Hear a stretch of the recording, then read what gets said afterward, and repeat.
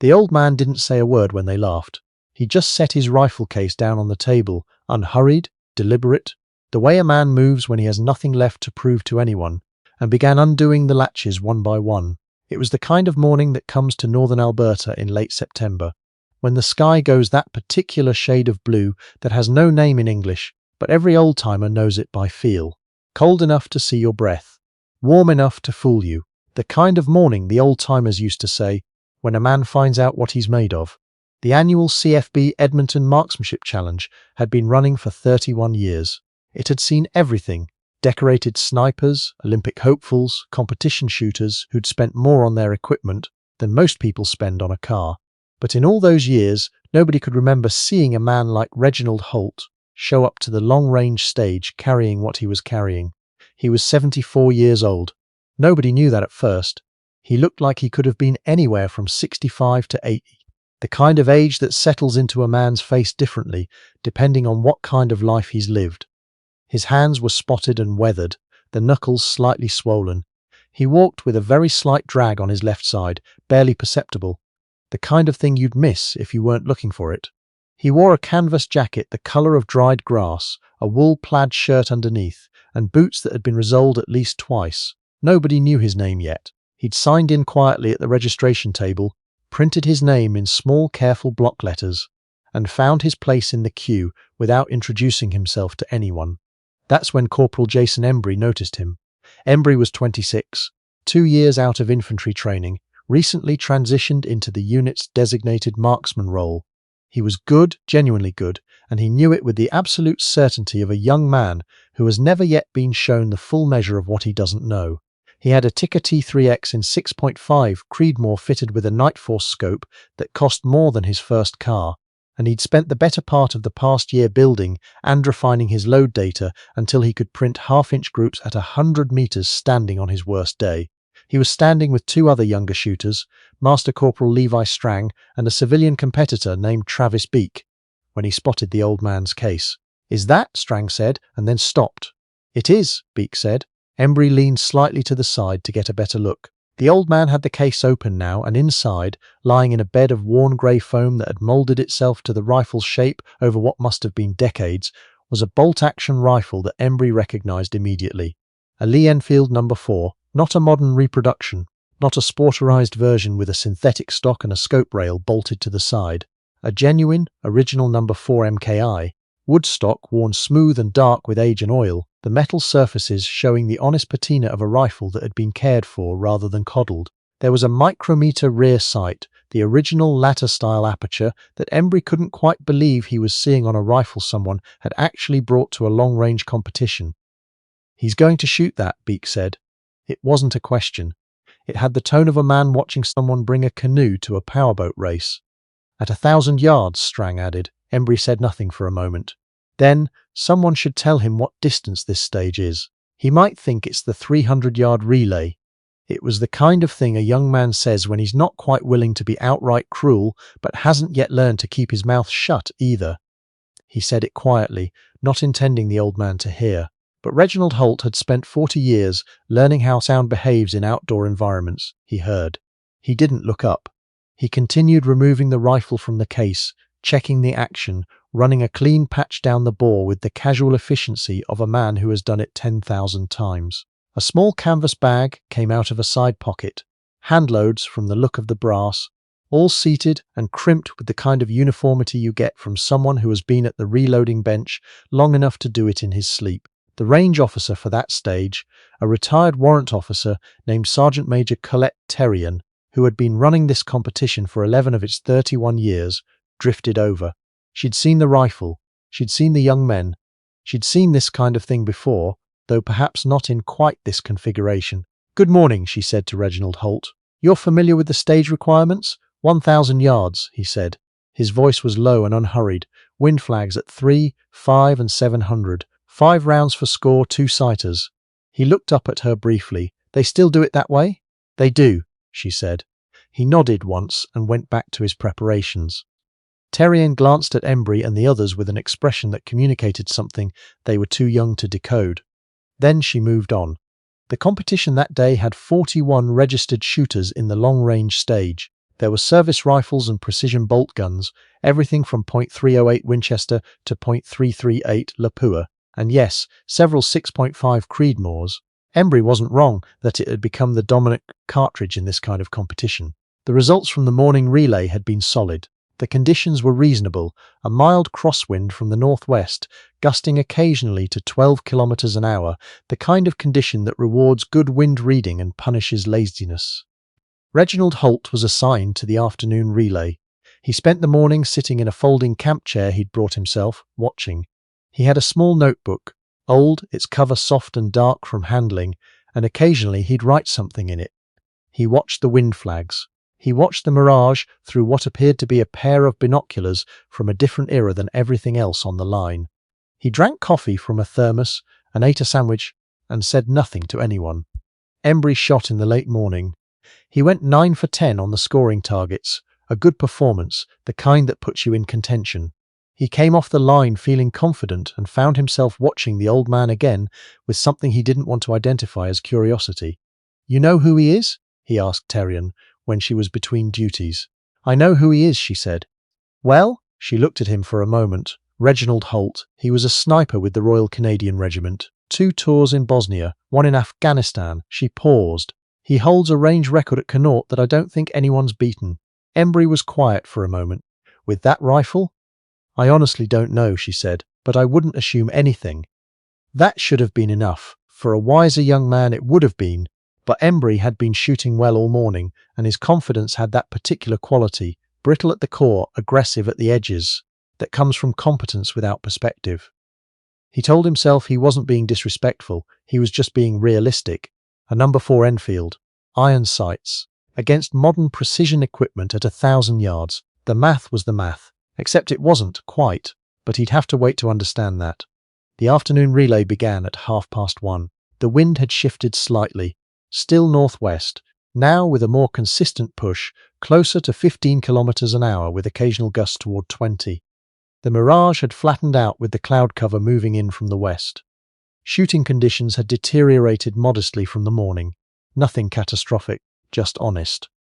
Reginald Holt was third on the line. He settled into position with the deliberate unhurriedness that Embry had already come to associate with him. He shot from prone, which meant that first of all he had to get there. A slow, careful process for a 74-year-old man with a left leg that didn't quite cooperate. Nobody offered to help. Nobody would have dared, somehow.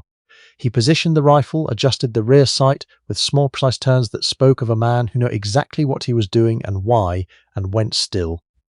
The kind of still that is different from just not moving, the kind of still that's a discipline. His first sighter went downrange. Through his spotting scope, Terrian watched the impact. She made a small sound that was not quite a word. His second sighter went. She watched again. Then Reginald Holt made one adjustment, one to his rear sight, and began firing for score. You should understand something about the Lee-Enfield No. Because the young men on that line didn't, not really, and their misunderstanding was the source of their error.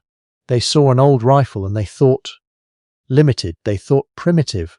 They thought about minute of angle and effective range and the ballistic coefficient of the .303 British cartridge compared to the long, sleek, high BC bullets they were running in their modern magnums, and they made assumptions the way intelligent people always make assumptions, by extending what they know into territory they haven't actually visited.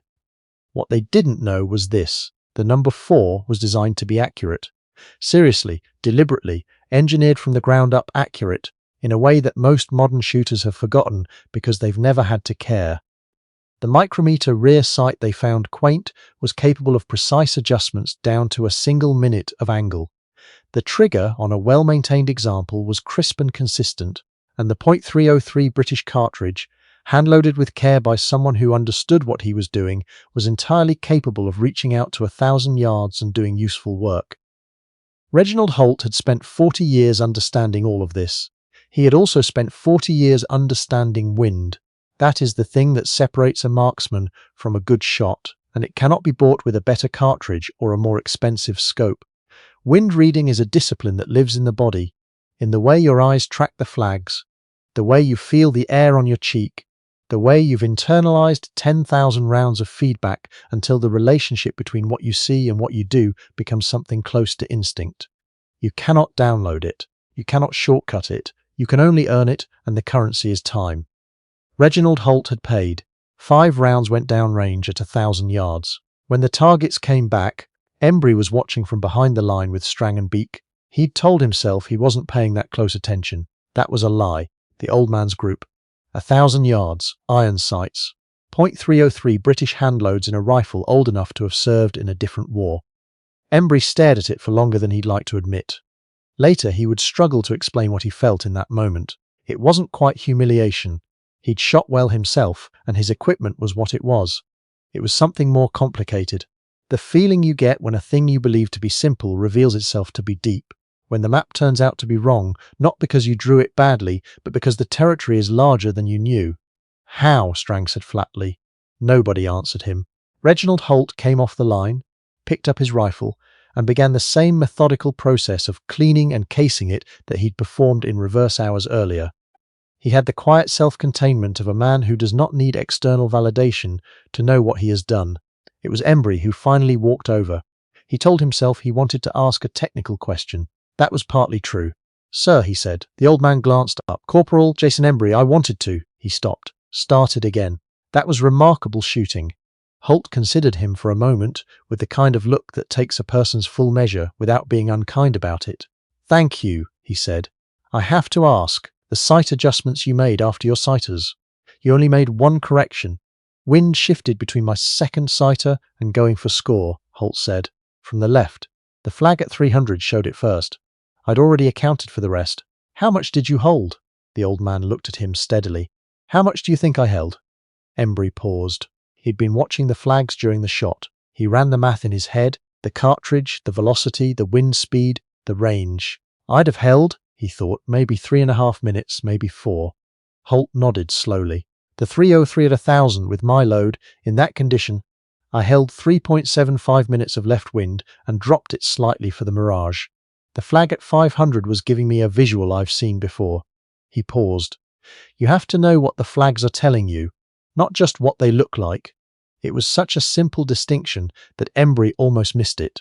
You have to know what the flags are telling you, not just what they look like.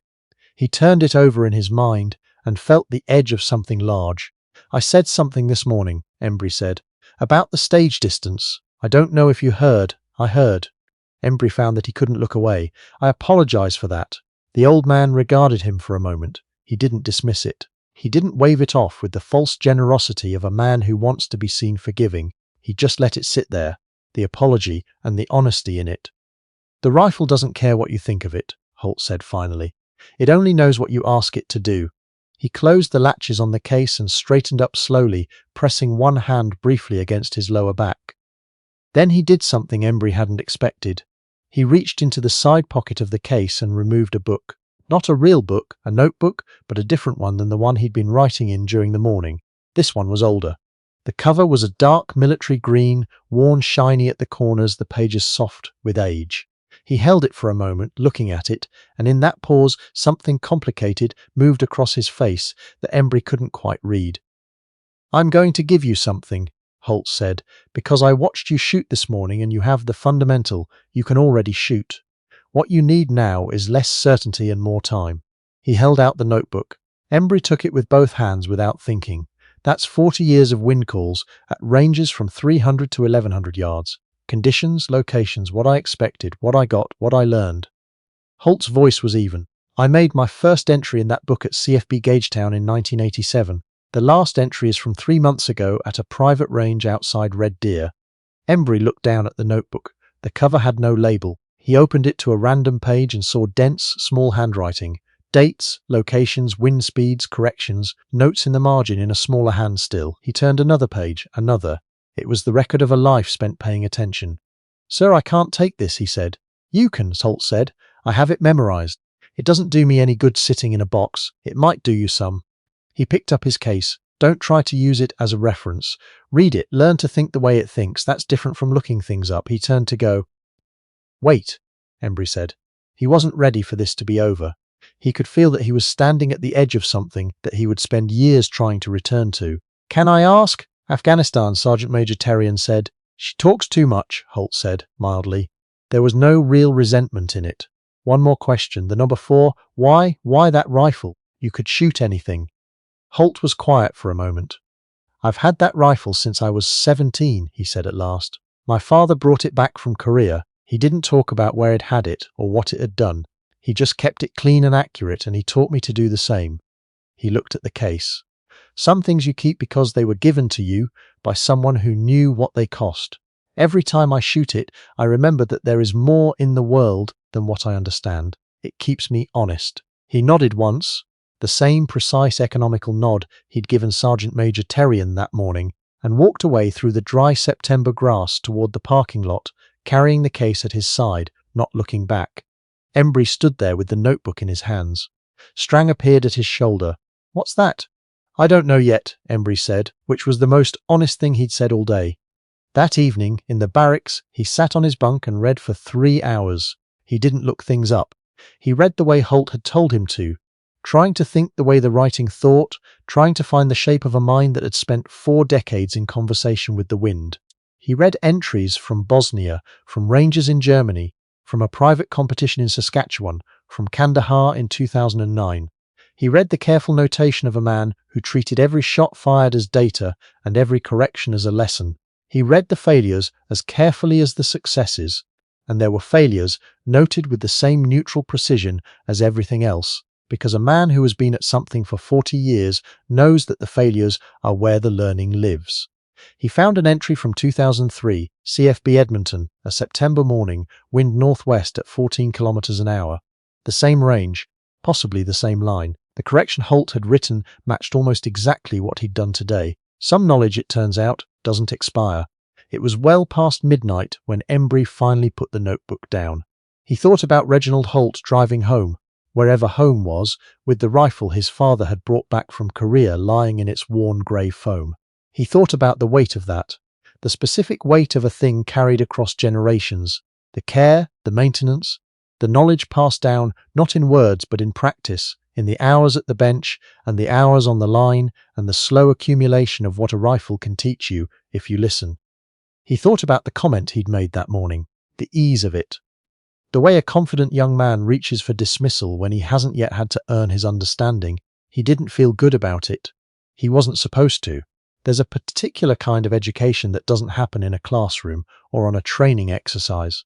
It happens in the moment when something you are absolutely certain about turns out to be wrong, not in a small way, but fundamentally, comprehensively, in a way that rearranges how you see a whole category of things. It's uncomfortable. It's supposed to be. The discomfort is the point. Corporal Jason Embry had gone to the range that morning, knowing exactly what good shooting looked like. He'd come home not quite sure he'd ever seen it before. He placed the notebook carefully on his bedside table. He'd have to figure out where to keep it properly, somewhere it wouldn't get dog-eared or damp or lost in a move. It deserved that kind of care. It had been given that kind of care for 40 years.